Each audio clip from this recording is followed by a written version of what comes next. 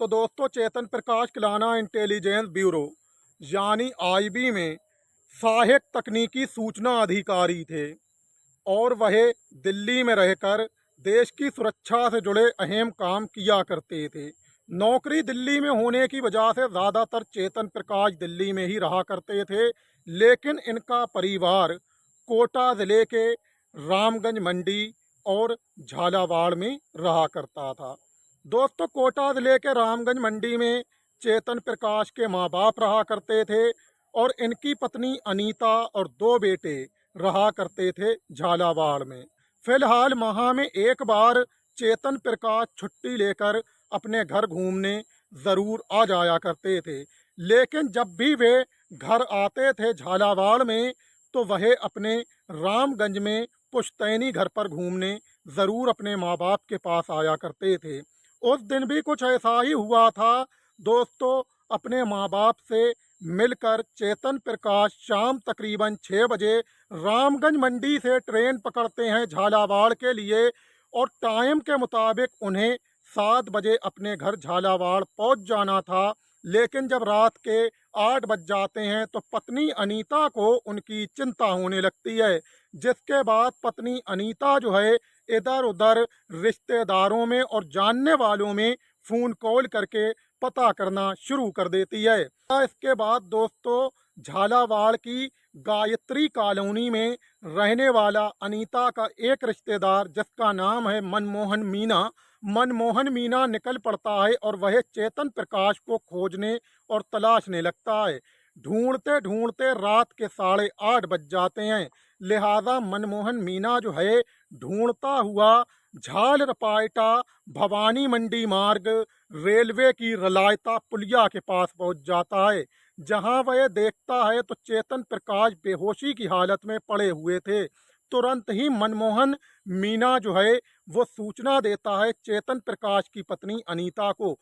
उसके बाद चेतन प्रकाश को उठाकर ARG हॉस्पिटल ले जाया जाता है, जहां ARG हॉस्पिटल में डॉक्टर देखते ही चेतन प्रकाश को मृत घोषित कर देते हैं। लेकिन मामला संदिग्ध मौत का था और फिर आईबी अधिकारी की मौत का मामला था, इसीलिए हॉस्पिटल से तुरंत ही झालावाड़ के सदर थाने में पुलिस को सूचना दी जाती है, जिसके बाद सदर थाने की पुलिस आरजी हॉस्पिटल तुरंत ही पहुंच जाती है और चेतन प्रकाश के पूरे शव का मुआयना अच्छे से करती है। लेकिन आईबी अधिकारी के शव पर कहीं भी पुलिस को कोई निशान नहीं मिलता है, जिसके बाद पुलिस भागी दौड़ी तुरंत ही झालरपाटा भवानी मंडी मार्ग रेलवे की रलायता पुलिया के पास पहुंचती है और जनाब वहां भी बारीकी से जांच पड़ताल करती है, लेकिन वहां भी पुलिस को ऐसा कोई सबूत नहीं मिलता है जिससे हत्या का खुलासा हो पाता।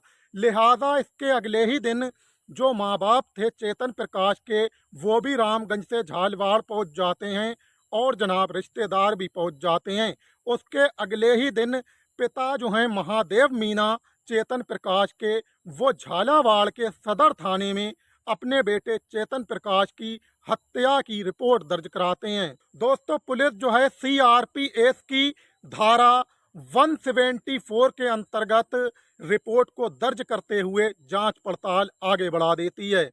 लिहाजा इसके बाद पुलिस जो है 3 मुख्य बिंदुओं पे जांच पड़ताल करती है।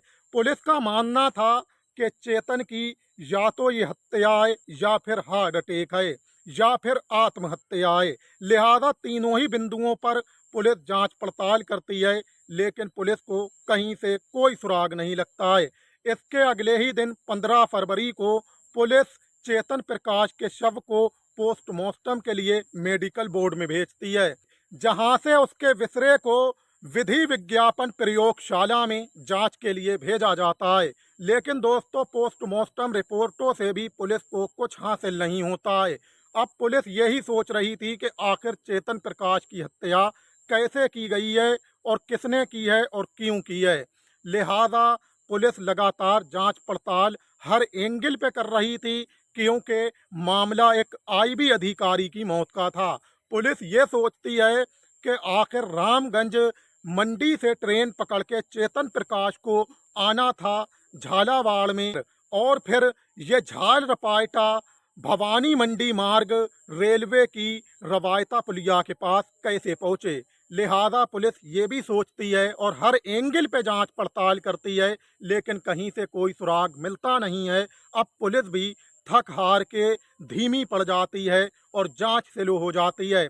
आखिरकार चेतन प्रकाश के परिवार वाले पहुंच जाते हैं अदालत और अदालत में इस्तिगासा दायर कर देते हैं, जिस इस्तिगासे में कहा गया था कि उनके बेटे की हत्या की गई है।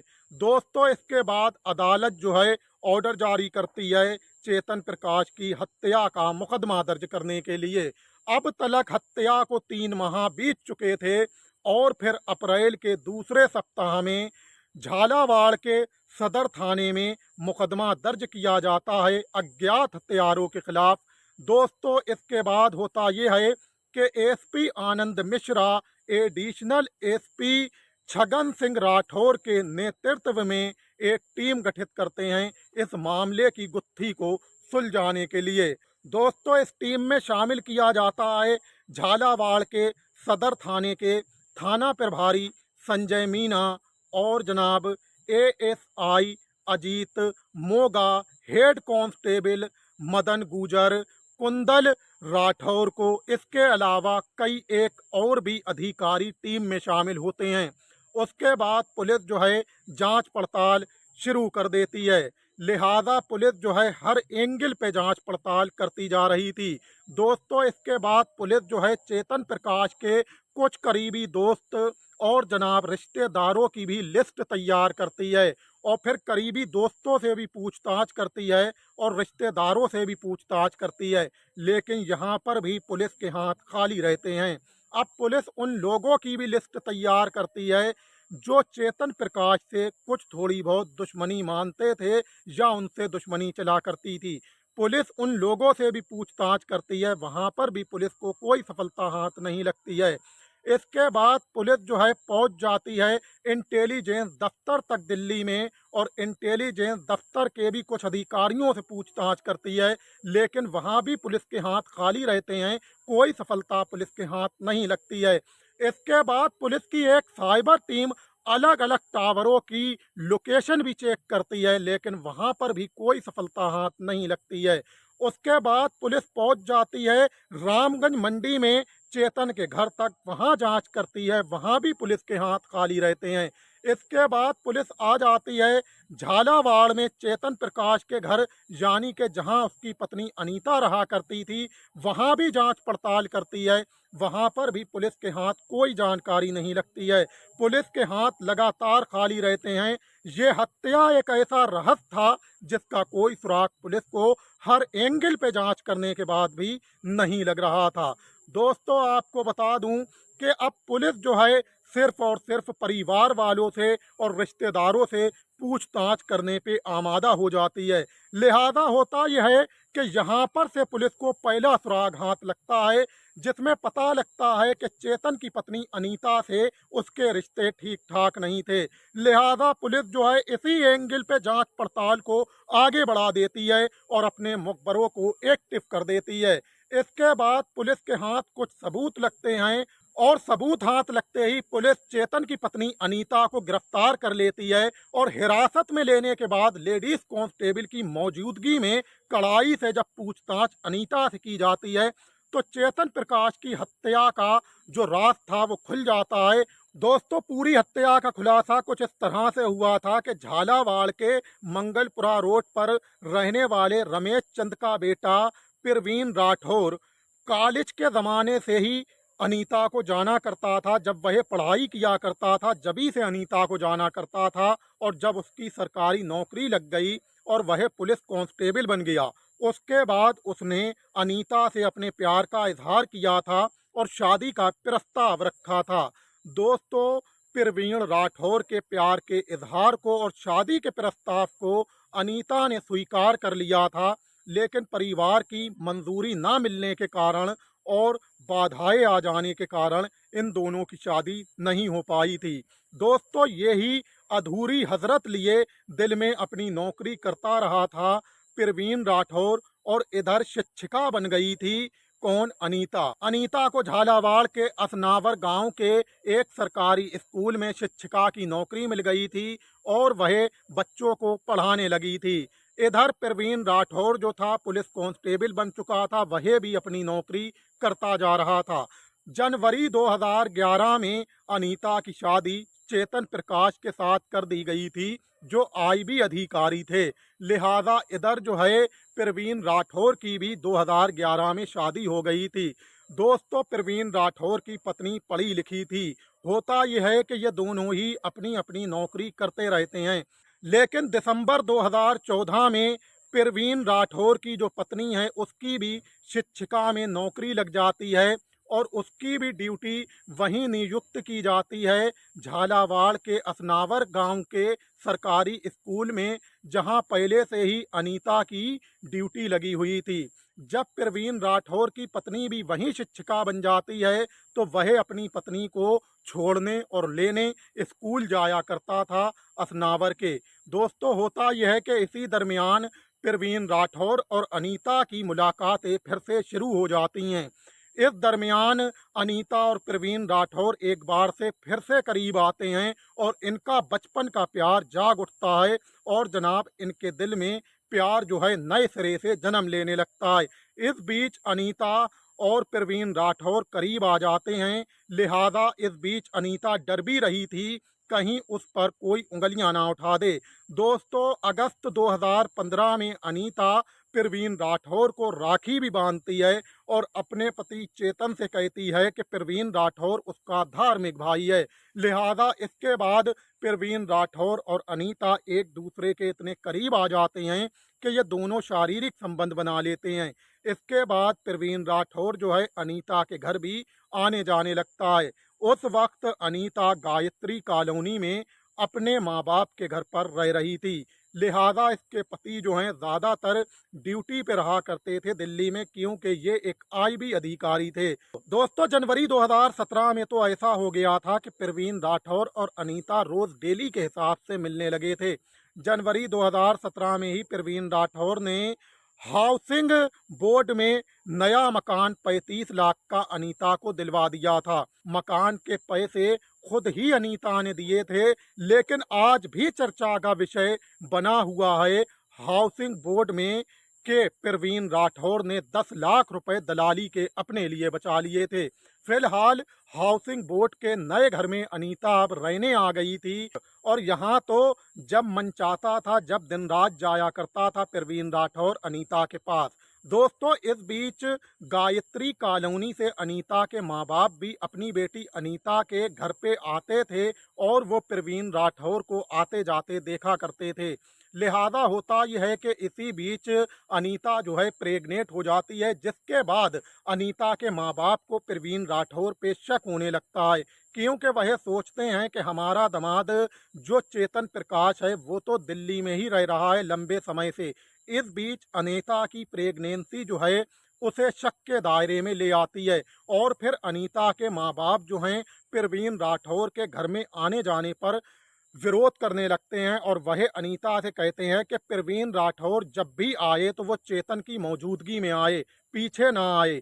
लिहाजा प्रवीण राठौर को आने को तो मना नहीं करते हैं अनीता के माँ बाप, लेकिन वो कहते हैं कि चेतन की मौजूदगी में आए और चेतन के पीछे वो घर पे अनीता के पास ना आए। इस बात की सूचना दे देते हैं अनीता के माँ बाप चेतन प्रकाश को भी दिल्ली में, और वह कहते हैं कि अनीता इस वक्त प्रेग्नेंट भी है। लिहाजा चेतन जो है अपनी पत्नी अनीता से कहता है कि प्रवीण राठौर को हमारे पीछे घर पे आने की अनुमति नहीं है। वैसे हमें कोई एतराज़ नहीं है, सामने चाहे वो कितना भी आए।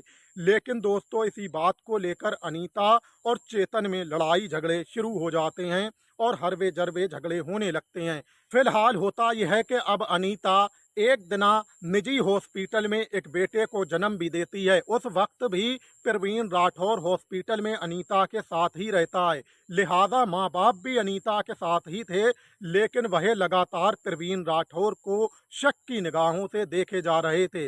दोस्तों, उस वक्त प्रवीण राठौर पे शक अनीता के माँ बाप का और ज़्यादा गहरा गया जब प्रवीण राठौर ने पैदा हुए नवजात शिशु का डायपर बदल दिया। इस पर अनीता के माँ बाप ने टोका भी और विरोध भी किया, लेकिन उनके टोकने का और विरोध का प्रवीण राठौर पे और अनीता पे कोई असर नहीं पड़ा। इसके बाद चेतन प्रकाश और अनीता में आए दिन झगड़े होने लगे। लिहाजा झगड़े के दौरान चेतन प्रकाश ने अपनी पत्नी अनीता से कहा कि छोटा बेटा उसका नहीं है, वह अपने छोटे बेटे का डीएनए टेस्ट कराएगा। इतना जिक्र जब आया तो अनीता घबरा गई और उसने सोचा कि अगर डीएनए टेस्ट हो गया तो उसके नाजायज रिश्तों की पोल खुल जाएगी प्रवीण राठौर के साथ। दोस्तों, इसके बाद प्रवीण राठौर और अनीता ने मिलके प्लान बनाया रास्ते से चेतन को हटाने का और उसका कत्ल करने का।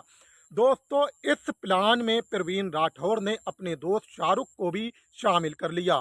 शाहरुख, जो कि झालावाड़ के ही तोपखाना मोहल्ले का रहने वाला था और जनाब वह गाड़ियों की खरीदारी किया करता था और बेचा करता था। वह जीआरओ ऑफिस में भी काम किया करता था और उसके साथ एक और लड़का काम किया करता था जो कि कम उम्र था। लिहाजा शाहरुख को जब प्रवीण राठौर ने इस प्लान में शामिल किया तो उसे 3 लाख रुपए की सुपारी भी दी थी और कहा था कि रिश्ते की बहन को उसका पति मारता है और वह दिल्ली में काम करता है कंप्यूटर का, उसे रास्ते से हटाना है।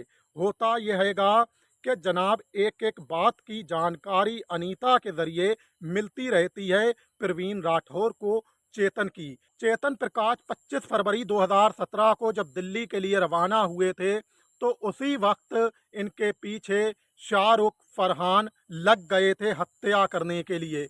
लेकिन दोस्तों, उस दौरान चेतन प्रकाश ने मौसम ज़्यादा सर्द होने की वजह से अपने मुंह से कपड़ा लपेट रखा था, जिसकी वजह से यह ट्रेन में हत्यारों की पहचान में नहीं आए।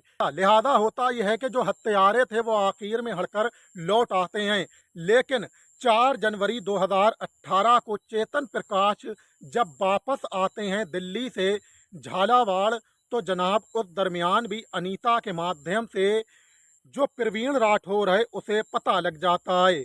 तो अब साजिश रची जाती है ट्रक से कुचलने की। दोस्तों, ट्रक ड्राइवर को भी 20,000 रुपये दिए थे प्रवीण राठौर ने कुचलने के लिए चेतन को। लिहाजा होता यह है कि ट्रक ड्राइवर पीछा करता है, लेकिन चेतन जो हैं निकल जाते हैं, ट्रक की जद में नहीं आते हैं।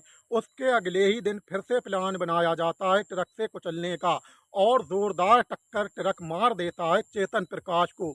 लेकिन चेतन प्रकाश जख्मी होते हैं गंभीर रूप से और स्कूटी पूरी तरह से डैमेज हो जाती है। लेकिन ट्रीटमेंट से फिर से चेतन प्रकाश ठीक ठाक हो जाते हैं और फिर इनका प्लान ये चलता रहता है।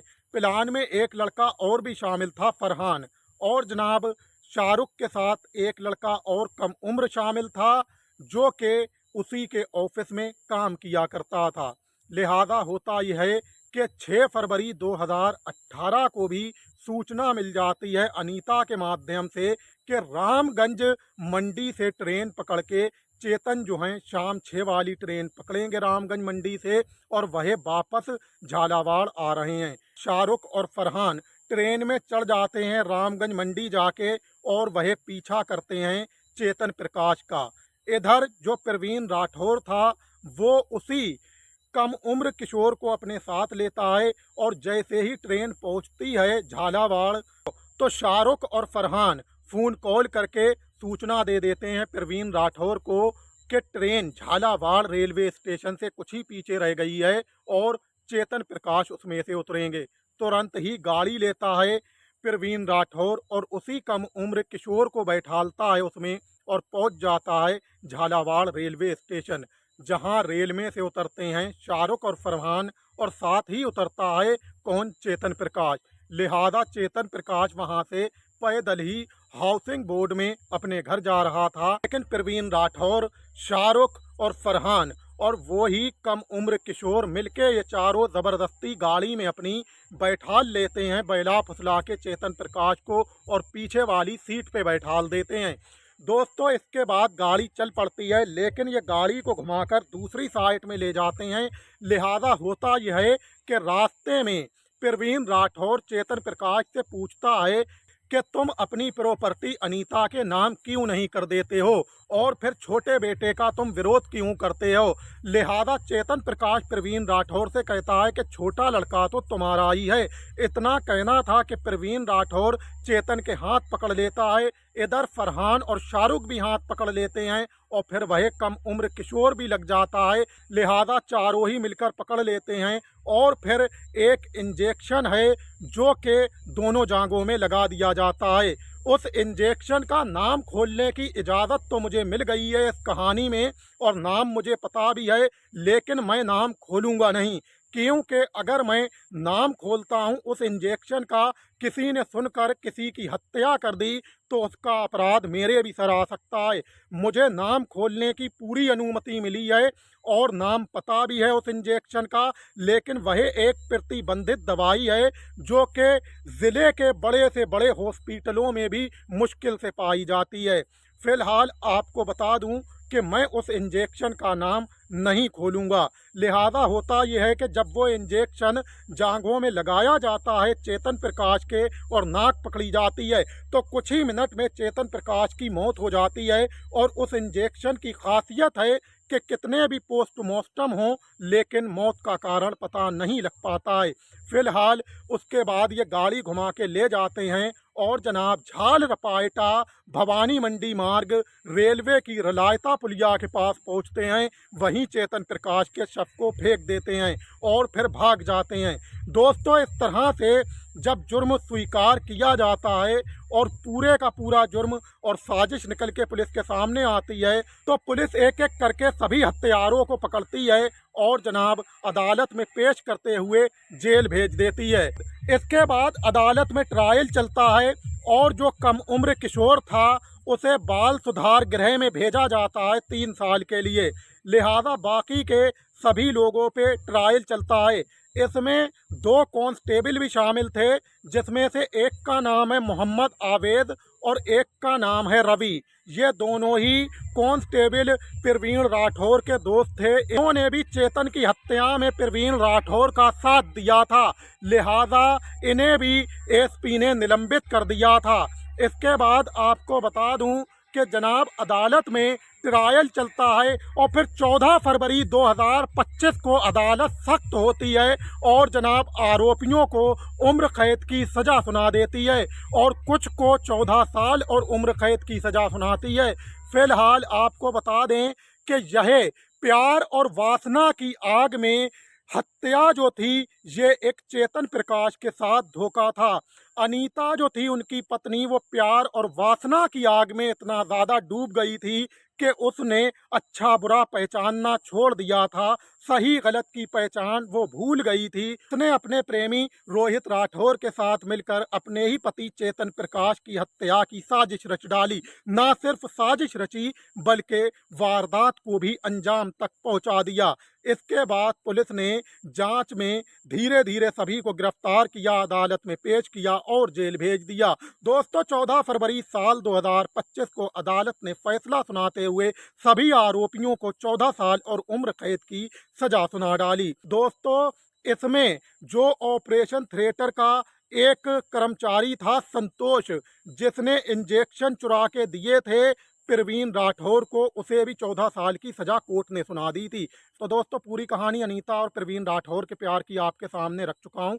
कैसे साजिश रची और जनाब कैसे एक आईबी अधिकारी चेतन प्रकाश को मौत के घाट उतारा गया, पूरी कहानी आपके सामने रख दी है। कहानी अच्छी लगी हो तो लाइक करना, सब्सक्राइब करना, हो सके तो दोस्तों में शेयर भी कर देना। फिलहाल अब आप लोग ये सोच रहे होंगे कि आखिर कहानी सुनकर हमारा क्या फ़ायदा हुआ, तो आपको आपके फ़ायदे एक बार में बताता चलूँ कि गुलजार खान यूट्यूब चैनल के माध्यम से जो सच्ची घटनाओं कहानियाँ आप लोगों के सामने लेकर आता हूँ वो इसलिए लेकर आता हूँ कि आप लोग गुलजार खान यूट्यूब चैनल के माध्यम से सच्ची घटनाओं कहानियाँ सुनो और फिर क्राइम से 2 कदम दूर रहो। पढ़ो लिखो, अच्छे इंसान बनो, इंजीनियर बनो, डॉक्टर बनो, साइंटिस्ट बनो और साइंटिस्ट बन के अपने प्यारे देश भारत के लिए अच्छी अच्छी मिसाइलें बनाओ, अच्छे अच्छे फाइटर जेट बनाओ, अच्छे अच्छे डिफेंस सिस्टम बनाओ, ताकि हमारा प्यारा देश भारत आगे चल के चीन जैसे खतरनाक दुश्मन का सामना कर सके।